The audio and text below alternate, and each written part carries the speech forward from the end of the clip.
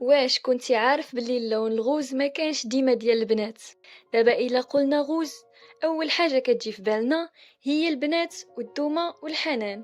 ولكن واش كنتي عارف بلي في الاصل الغوز كان كيتعتبر لون رجولي بزاف؟ فشنو هو السبب اللي خلى هادشي يتبدل؟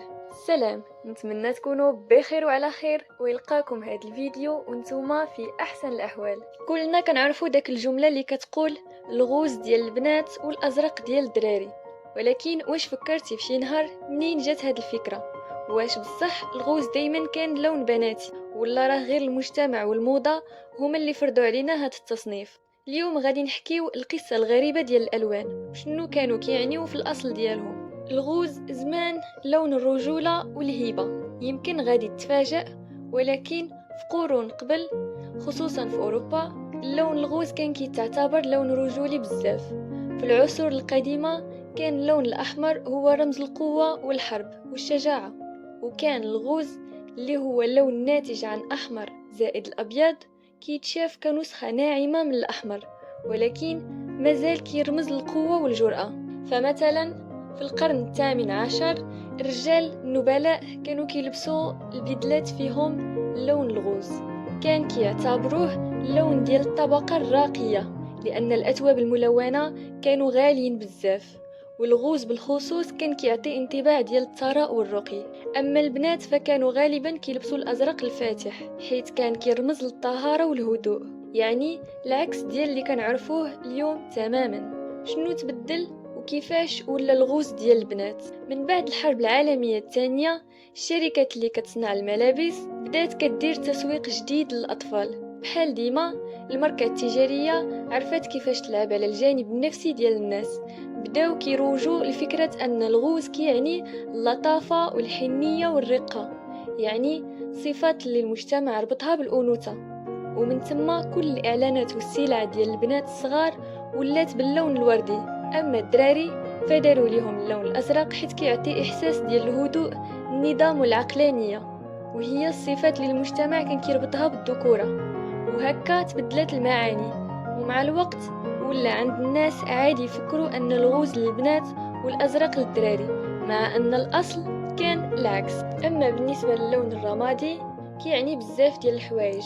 اللون الرمادي عمره ما كان مرتبط بجنس معين من ناحية رمزية، هو لون الحياد، ما أبيض ما كحل، جاء في الوسط. في الثقافة القديمة كان كيعني الحكمة، التجربة والنضج، وخصوصا حيث الناس الكبار في السن كيبان عليهم الشعر الرمادي، وهاد الحاجة خلات اللون يترتبط بالوقار. ولكن في الموضة الحديثة الرمادي ولا كيعني الأناقة والاحترافية. مثلا في العالم ديال العمل بزاف ديال الناس كيلبسوا بدلات رمادية حيث كتعطي انطباع ديال الجدية والثقة. وفي نفس الوقت الرمادي يقدر يكون الرمز ديال الغموض أو الحزن، خصوصا في الفن أو السينما، حيث كيعطي طابع بارد هادئ ولكن عميق. ودابا خلينا نتعرفوا على المعاني النفسية ديال بعض الألوان.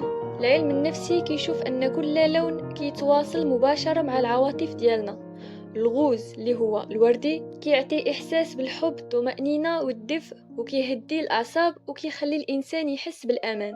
أما الرمادي هو لون التوازن، كيعبر على الواقعية والهدوء، ولكن ممكن يعطي إحساس بالوحدة إلا تستعمل بزاف. أما بالنسبة للأزرق كيهدي الدماغ وكيعني الثقة والوفاء وكيعاون على التركيز. الأحمر كيرمز للطاقة، الحماس والمغامرة. والأخضر كيعني الحياة والنمو والراحة النفسية.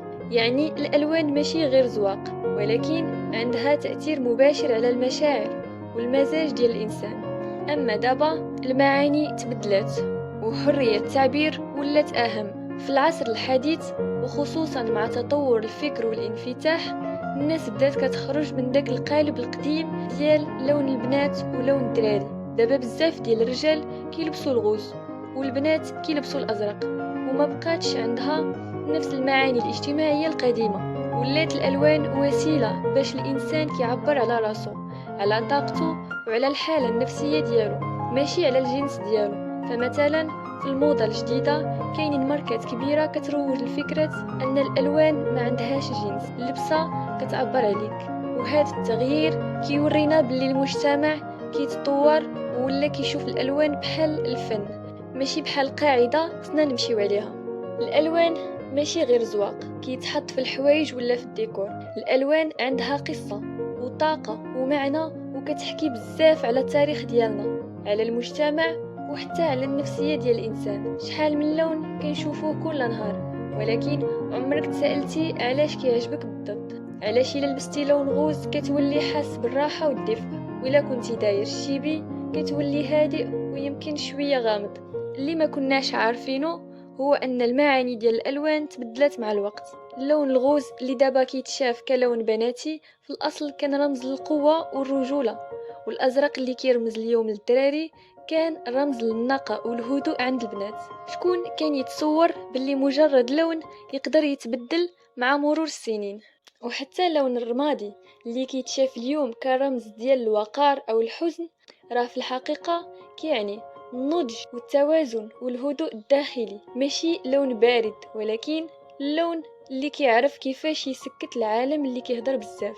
وهنا كيبقى السؤال الكبير، واش الالوان اللي كيعجبونا هي اللي كتعبر علينا، ولا غير المجتمع اللي خلانا نرتبطوا بهاد الرموز؟ واش فكرتي شنو كتحس الا بدلتي الالوان اللي كتعتمد عليهم في اللبسه ديالك اليوميه؟ مثلا الا كنتي دايما كتلبس كحل او رمادي وجربتي شي لون زاهي بحال الاصفر والغوز، غادي تحس براسك نفس الشخص ولا غادي تبدل فيك شي احساس من الداخل؟ الالوان عندها قوه خفيه كتاثر علينا بلا ما نحسو، كتقدر تفرحك، كتقدر تهديك، وكتقدر تغير نظرتك لنهارك كامل.